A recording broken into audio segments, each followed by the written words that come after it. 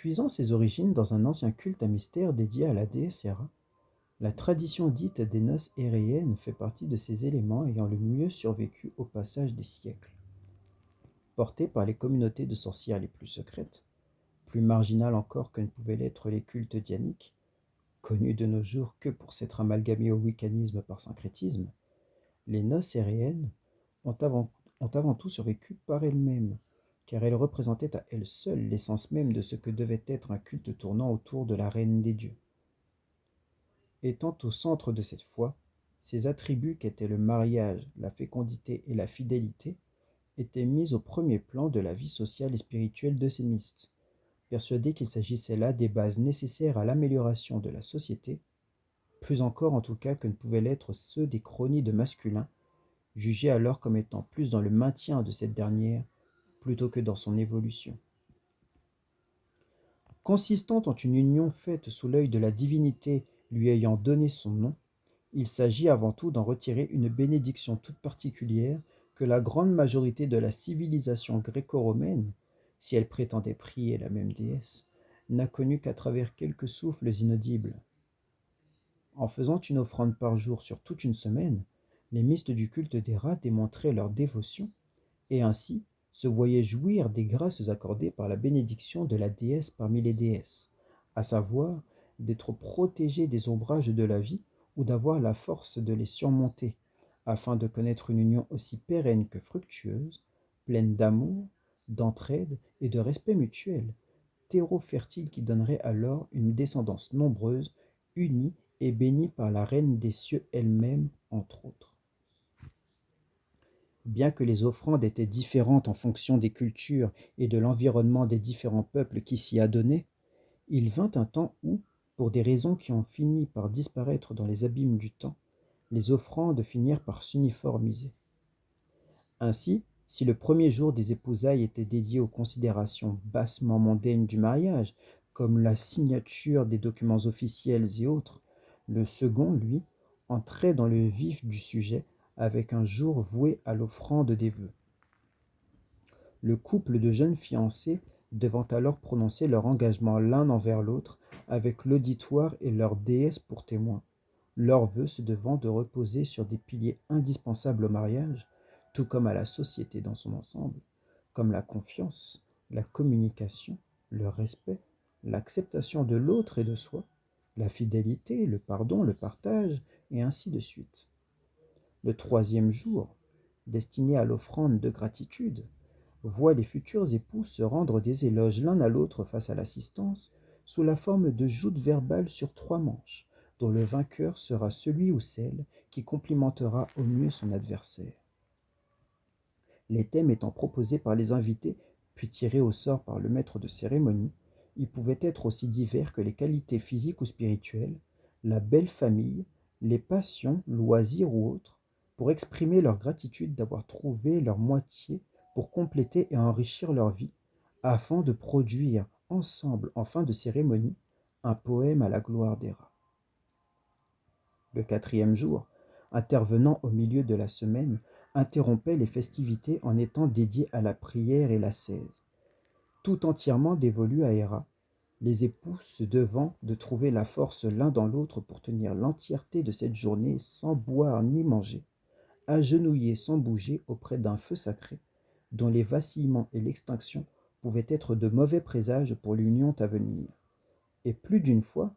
fut une raison suffisante pour des familles de rompre des unions qui, pourtant, semblaient bâties pour durer, par simple crainte d'offenser la reine des dieux. Le cinquième jour était le jour de l'offrande des présents, afin de récompenser et réconforter pour les efforts de la veille. Offrande des familles l'une à l'autre, des belles familles aux nouveaux membres entrant en leur sein, de l'époux à sa nouvelle famille, des époux l'un à l'autre, de l'assistance aux époux, puis des époux à la déesse Héra, pour rendre gratitude à ses bénédictions futures. L'avant-dernier jour, pour remercier les convives d'avoir été sollicités 5 jours durant, était un jour d'offrande de soi, où les époux prêtaient main-forte aux convives dans leurs affaires en cours, très aisément le jour le plus attendu pour profiter de privilèges gratuits, mais qui pour autant n'était jamais l'objet de demandes excessives, le but étant toujours que les fiancés ne refusent jamais un service demandé pour ne pas apporter le mauvais œil sur leur union future. Le dernier jour, enfin, est consacré à la cérémonie de consommation du mariage. Si par le passé, l'acte pouvait avoir lieu au milieu des convives, ce n'est plus le cas que parmi les communautés les plus conservatrices, la communion des deux époux se faisant désormais dans l'intimité. Préparé par la famille, douché, oint et encensé, le couple accomplissait son premier devoir conjugal, tandis que le reste de l'assistance festoyait avec boissons, nourriture et musique en abondance, espérant la venue rapide d'un premier enfant pour solidifier l'union de la semaine. Ainsi bénis par le divin, les époux étaient censés couler des jours heureux sous les regards attendris de leur entourage et l'œil bienveillant de leur déesse. Mais c'était malheureusement sans compter sur la malice humaine, qui en tout temps et en tout lieu trouverait toujours un moyen d'apporter épreuve, misère et souffrance dans la vie des hommes. Ainsi, pour tout ce qu'elle protégeait un couple, Héra ne pouvait rien pour ceux qui, de quelque manière que ce soit, décidaient de rompre leur engagement sacré, si ce n'était les punir et apaiser les souffrances de la personne bafouée dans les cris et le sang du parjure. Ce qui vint à être connu sous le nom de malédiction d'Héra pour certains, comme certains pouvaient l'appeler, perdurerait à travers le temps au point d'être l'un des derniers vestiges de l'ancienne foi consacrée à Héra. En effet,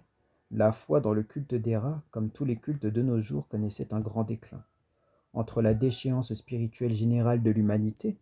la grande majorité des croyants se tournant en priorité vers les grandes religions monothéistes et le peu qui restait encore par la suite, considérant le culte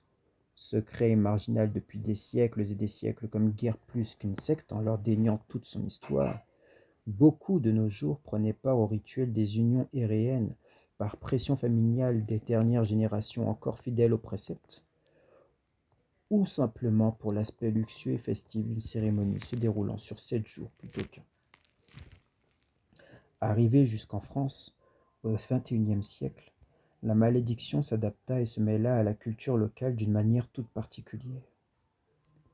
En fonction des années de mariage précédant la trahison du serment, une créature vengeresse des noces, telle une Érynnie des temps modernes dont la rétribution serait allouée tout entière qu'au seul crime à l'encontre du serment conjugal, viendrait châtier les auteurs de ces derniers, et si ce n'était pour venger la partie lésée du couple, pour venger Héra, envers qui l'on aura par conséquent commis un blasphème. Ainsi, et pour chaque noce, un saint vindicateur différent veillait.